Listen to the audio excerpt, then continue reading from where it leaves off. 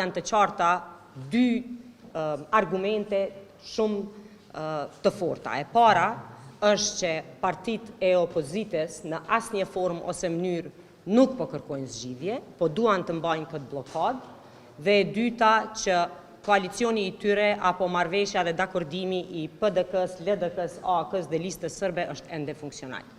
Në formën e prezantimit të argumenteve se kinse nuk ka të drejtë kryesuesi i seancës të ndrojë formën e votimit, me deklarime se është antikushtetuese, në asnjë argumentim nuk u përmend ndonjë kushtetues apo i rregullores së punës së kuvendit që e parandalon votimin e fshehtë. Në të kundërtën, votimi i fshehtë parashihet e sidomos bazuar edhe në udhëzimin e aktgjykimit gjykatës kushtetuese, prandaj duhet të tregojnë shumë qartë ku e kanë hallin, se diku një hall shumë më i madh është se sa funksionalizimi i kuvendit.